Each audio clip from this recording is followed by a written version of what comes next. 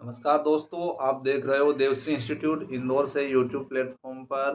यहाँ पर हिंदी विषय के लिए एमपी टेट वर्ग 2, साथ ही एमपी टेट वर्ग 1, सी टेट या यूजीसी नेट की अगर तैयारी आप कर रहे हो तो यह कक्षा आपके लिए बहुत ही उपयोगी है।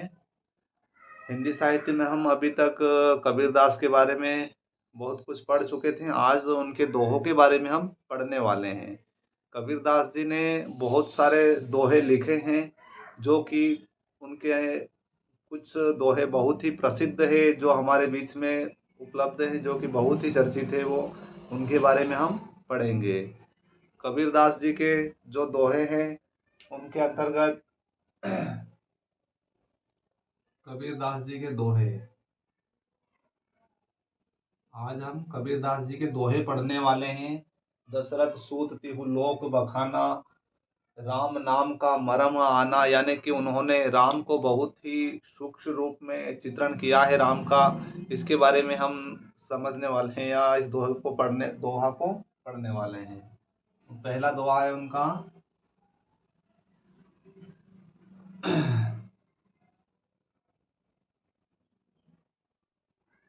दशरथ दशरथ सूत तिहु लोक बखाना।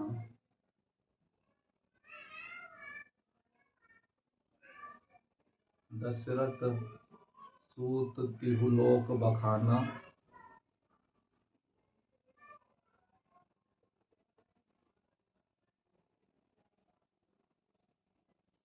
लोक बखाना, राम नाम का राम नाम का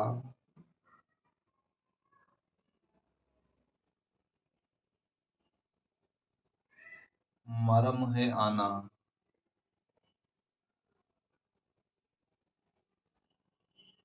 इस दोहे के अंदर कबीरदास जी कहते हैं कि जो राम का जो चित्रण किया है उन्होंने, एक कस्तूरी मृग की भांति बहुत ही उन्होंने सूक्ष्म चित्रण किया है, जो कि राम का यह बहुत ही सुंदर और बहुत ही सूक्ष्म चित्रण है। साथ ही अगला जो इनका दोहा है, अगला दोहा है इनका। गंगा नहाए, गंगा नहाए,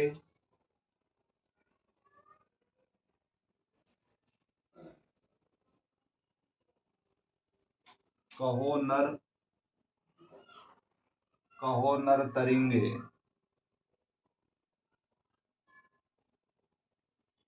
कहो नर तरिंगे, मछली ना तरी जाको पानी में घर। मछली तरी ना मछली ना तरी ना तरी जाको पानी में घर। इस दोहे के अंतर्गत कबीरदास जी तीर्थाटन का विरोध प्रदर्शन करते हुए कहते हैं कि गंगा नहाने से नर कैसे तर जाएंगे, क्योंकि जो मछली है वो पानी के अंदर ही रहती है हमेशा, फिर भी उसकी जो बदबू है वो बाहर नहीं जाती हैं। इसलिए कहते हैं कबीरदास जी की मनुष्य को अपने मन से साफ रहना चाहिए, पानी से धोने से कुछ नहीं होगा। इसी प्रकार इस दोहे के माध्यम से वो हमें तीर्थाटन, जो लोग तीर्थ यात्रा पर जाते हैं, उनका विरोध करते हुए कहते हैं। इसका जो आंसर समझो, वो हम जो समझ रहे हैं वो इसका उत्तर वो यह है, तीर्थाटन का विरोध किया है कबीरदास जी ने। तीर्थाटन का विरोध है इस दोहे के अंदर।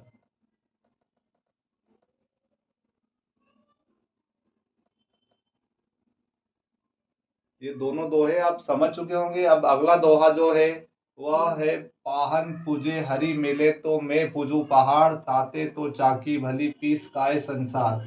यानी कि जो पहाड़ पूजने से, पत्थर पूजने से भगवान मिलते हैं तो वो बोलते हैं कि मैं पूजूंगा पहाड़, इससे अच्छी तो चाकी भली पीस खाए संसार, मतलब इससे अच्छी तो चक्की है जिससे मतलब जिस पत्थर द्वारा गेहूं पीसकर संसार अन्न ग्रहण करता है। इसके बारे में कबीरदास जी कहते हैं। कबीरदास जी ने मतलब जो ये मंदिर मस्जिद वगैरह का जितना भी है सभी का उन्होंने विरोध प्रदर्शन किया है। अगला जो दोहा है कबीरदास जी का,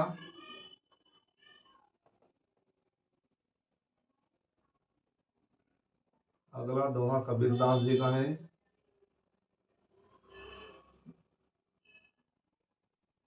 पाहन पूजे हरि मिले,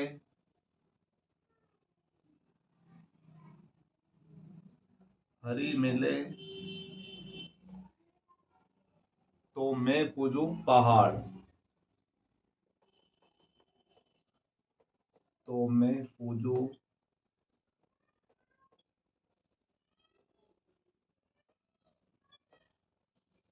पूजूं पहाड़।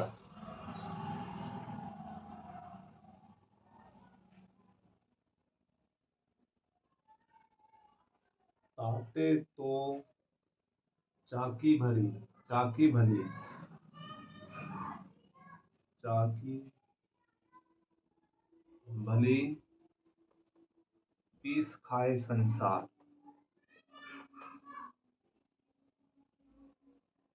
पीस खाए संसार।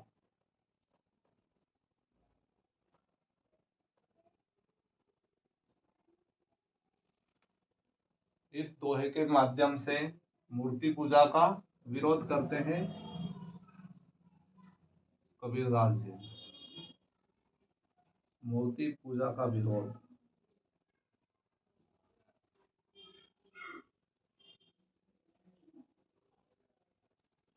मूर्ति पूजा का विरोध।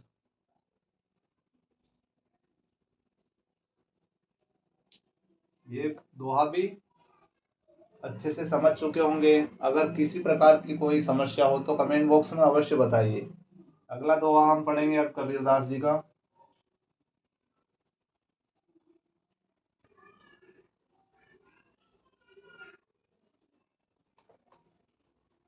कबीरदास जी ने सभी धर्म के जो पाखंड वगैरह थे या फिर जो उन्हें गलत लगता था उनके बारे में बहुत कुछ दोहों के माध्यम से प्रस्तुत किया है। अब जो अगला दोहा है कबीरदास जी का, अगला दोहा है, दिन भर रोजा रखत है,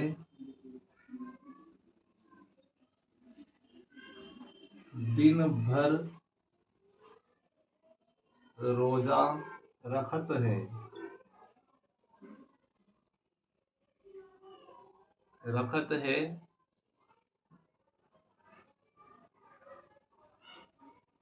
यह तो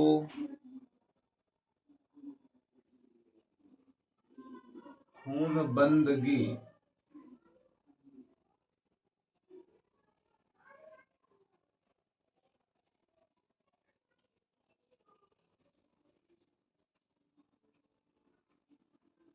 नहीं यहाँ पे दूसरी लाइन आएगी, यहाँ पे आएगा रात हनत है गाय, रात हनत है गाय।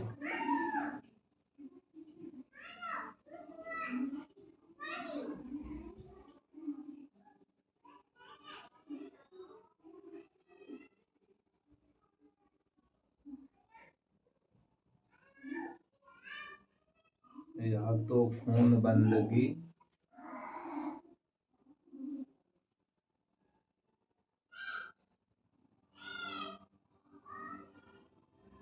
कैसी खुशी खुदाए,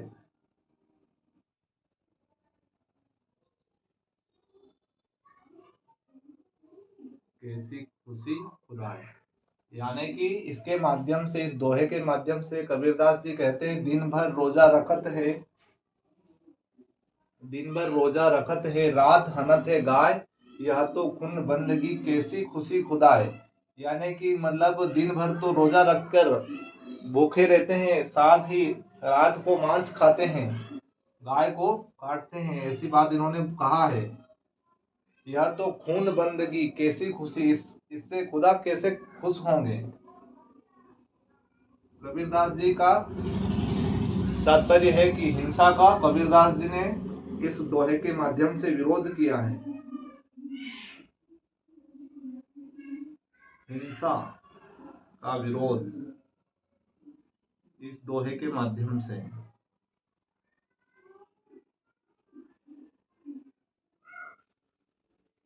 यह दोहा भी अच्छे से समझ चुके होंगे। अब अगला जो दोहा है, एक बूंद से विष रचियो का ब्राह्मण का शूद्र। इस दोहे के माध्यम से कबीरदास जी जात पात का जो प्रदर्शन हो रहा है उसका विरोध करते हैं।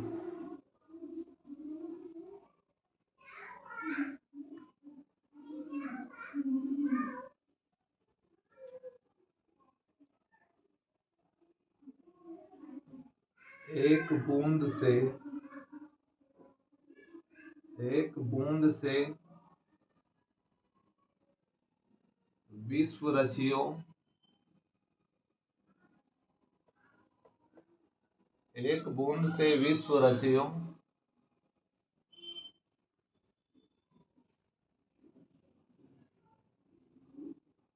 का ब्राह्मण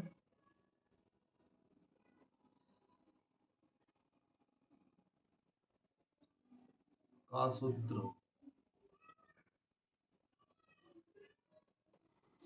यानी कि इस दोहे के माध्यम से कबीरदास जी जो जाति प्रथा है उसका विरोध करते हैं।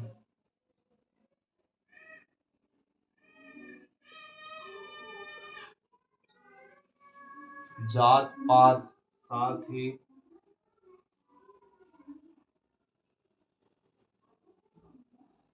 अदृश्यता का विरोध।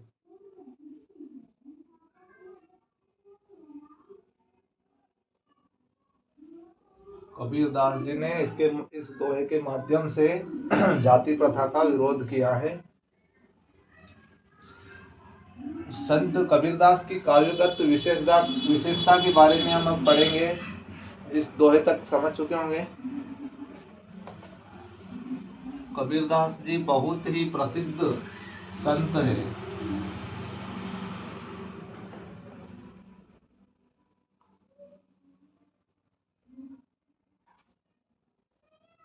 अब कबीरदास जी के दोहे के बाद में कबीरदास जी के काव्यगत जो विशेषता है उनके बारे में हम पढ़ने वाले हैं।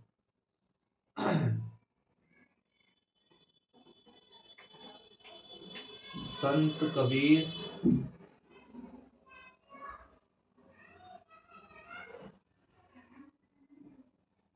की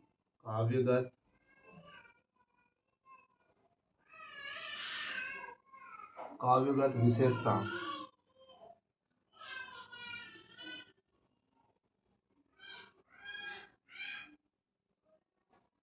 संत कबीर की काव्यगत विशेषता।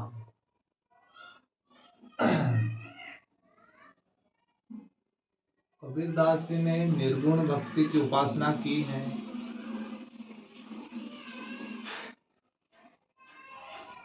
निर्गुण भक्ति की उपासना, निर्गुण भक्ति की उपासना, साथ ही ज्ञान को ईश्वर प्राप्ति का आधार माना है।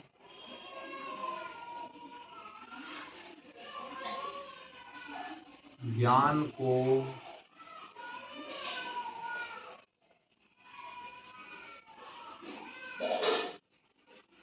ईश्वर प्राप्ति का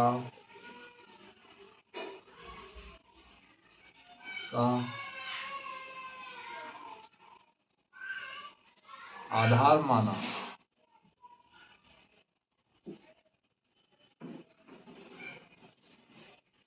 साथ ही प्रेम को महत्व दिया। प्रेम का महत्व। प्रेम के महत्व के बारे में भी कबीरदास जी ने समझाया है। जैसे कि ढाई आखर प्रेम का, उनके एक दोहे के माध्यम से उन्होंने कहा है, ढाई आखर प्रेम का।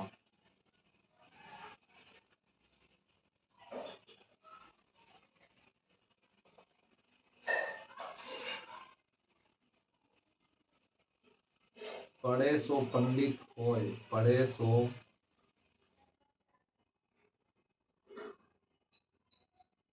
पंडित होय। इस दोहे के माध्यम से प्रेम का महत्व को समझाया है। साथ ही अगला जो इनकी काव्य की जो विशेषता है, सामाजिक सुधार की भावना। सामाजिक सुधार की भावना।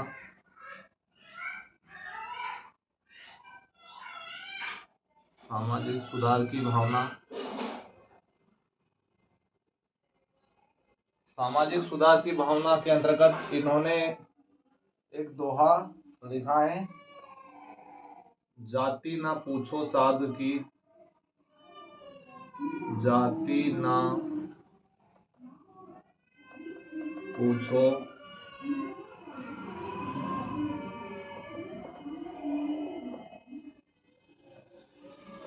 जाति ना पूछो साधु की, पूछ लीजिए ज्ञान। पूछ लीजिए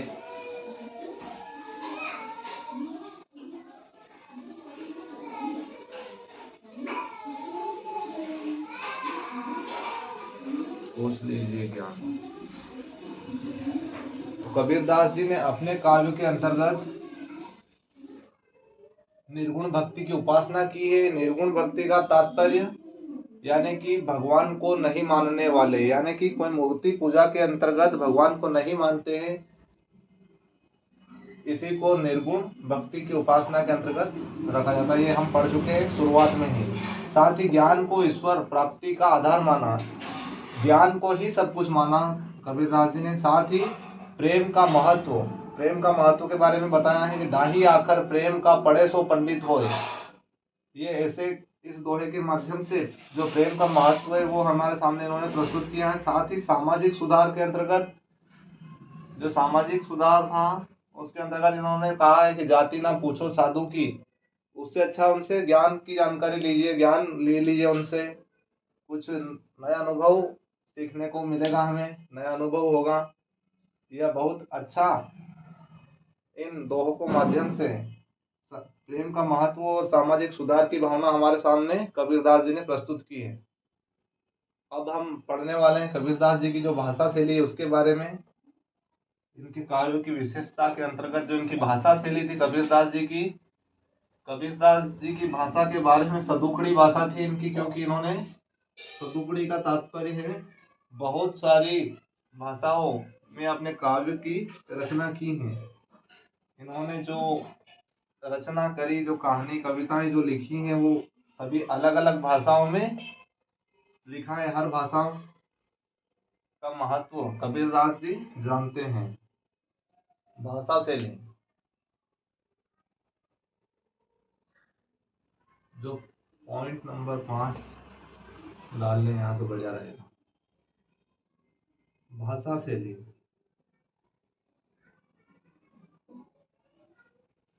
भाषा शैली जो कबीरदास की थी, भाषा शैली के अंतर्गत ब्रज भाषा, साथ में अवधी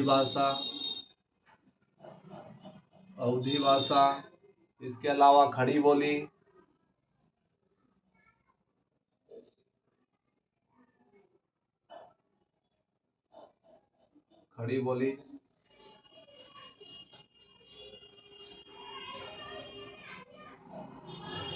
भोजपुरी,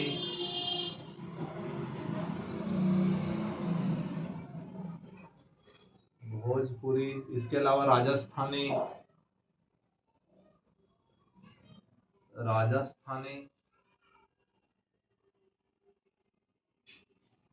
राजस्थानी, साथ ही पंजाबी, पंजाबी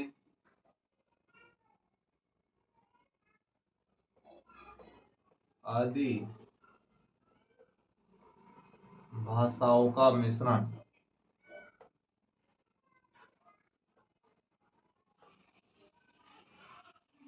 आदि भाषाओं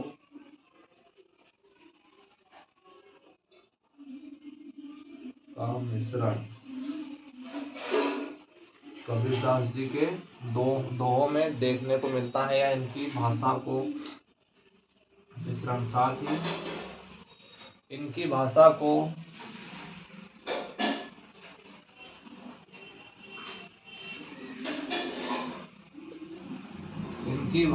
को पंचमेली खिचड़ी, पंचमेली, साथ ही खिचड़ी,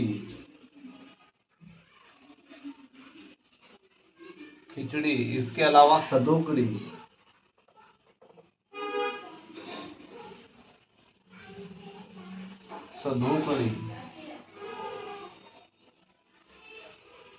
के नाम से जाना जाता है। या उनकी भाषा को पंचमेली खिचड़ी सदुकड़ी कहा है, और वो इसलिए कहा है, इन्होंने बहुत सारी भाषाओं में अपने काव्य की रचना करी। अपनी काव्यगत जो विशेषताएं हैं उनके अंतर्गत इन्होंने बहुत सारी भाषाओं का उपयोग किया, और ये कहने वाले हैं वह आचार्य रामचंद्र शुक्ल हैं।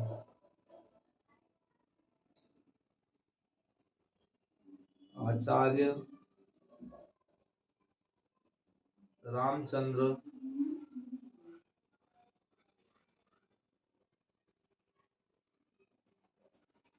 शुक्ल, इनकी भाषा को पंचमेली खिचड़ी और सदुकड़ी कहने वाले आचार्य रामचंद्र शुक्ल हैं। इंपॉर्टेंट है, ये याद रखना। इम्पोर्टेंट तो आपको सभी जो आवश्यक है वही पढ़ाया जा रहा है। वैसे सभी जो पढ़ाया जा रहा है वो सभी याद रखने के लिए ही है। साथ ही अगले जो आलोचक है डॉक्टर श्याम सुंदर दास, इन्होंने कबीरदास की भाषा को टेढ़ी खीर भी कहा है, क्योंकि यह खिचड़ी और टेढ़ी खीर उन्होंने कहा है, वो हम ऊपर पढ़ने वाले हैं। यहाँ पर रामचंद्र शुक्ल ने सदुकड़ी और सदुकड़ी आचार्य रामचंद्र शुक्ल जी ने कहा है। श्याम सुंदर दास,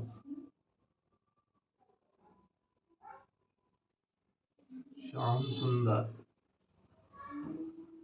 इन्होंने कबीरदास जी की भाषा को कबीर की भाषा को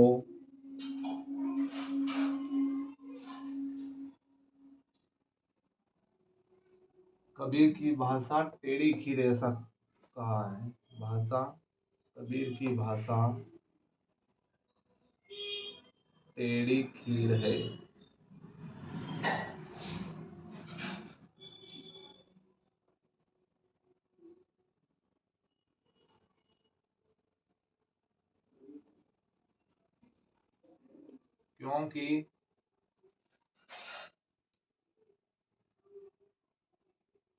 क्योंकि यह खिचड़ी है। खिचड़ी है यानी कि खिचड़ी जो रहती है वो अलग अलग बहुत सी चीजों से बनी होती है, अलग अलग तरीके से। उसी प्रकार से बहुत सारी भाषाओं के मिश्रण के कारण इनकी भाषा को श्याम सुंदर दास ने खिचड़ी भाषा कहा है।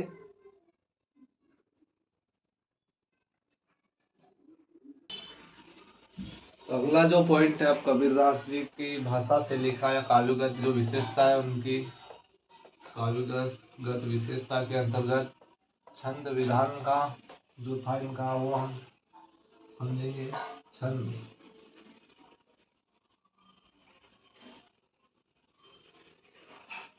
छंद विधान,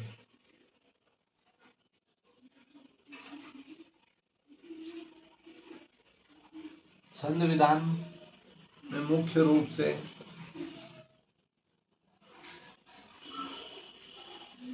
मुख्य मुख्य रूप से दोहा छंद, मुख्य रूप से दोहा छंद में इन्होंने अधिकतर अपनी काव्यगत जो कृतियां हैं उनके अंदर उपयोग किया है दोहा छंद का। दोहा छंद जो इनकी रमेनी रचना है, रमेनी, रमेनी के अंदर हर चौपाई में, हर चौपाई में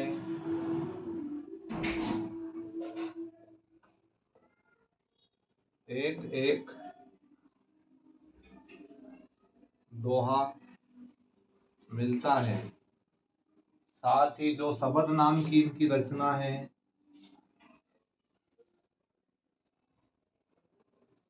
यह पद्य शैली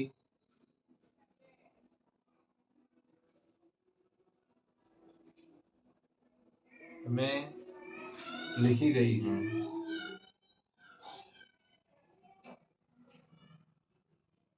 लिखी गई है। तो शबद नाम की रचना है कबीरदास जी की,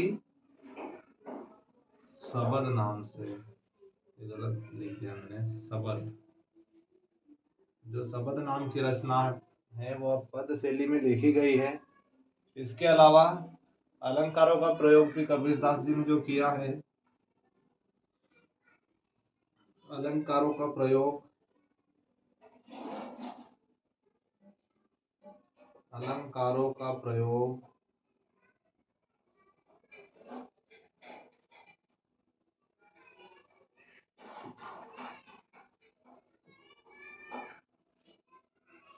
अलंकार के अंतर्गत उपमा अलंकार का इन्होंने प्रयोग किया है। इसके अलावा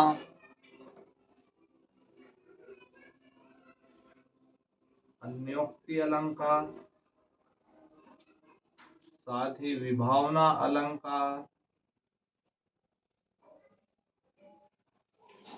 इसके अलावा दृष्टांत अलंकार, दृष्टांत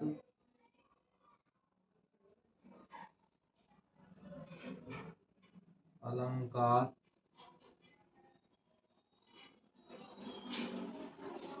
आदि का प्रयोग किया है। आदि का प्रयोग,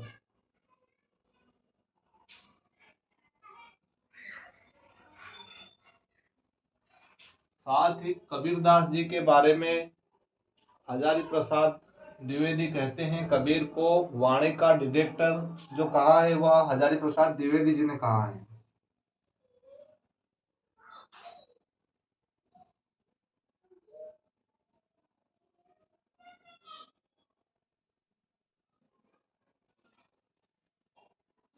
कबीर को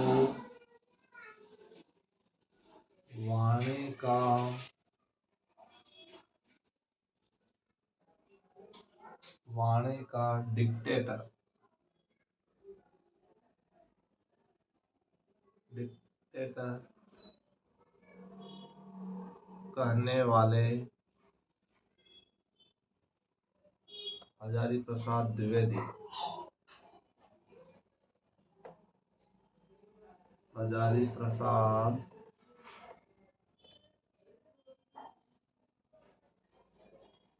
द्विवेदी।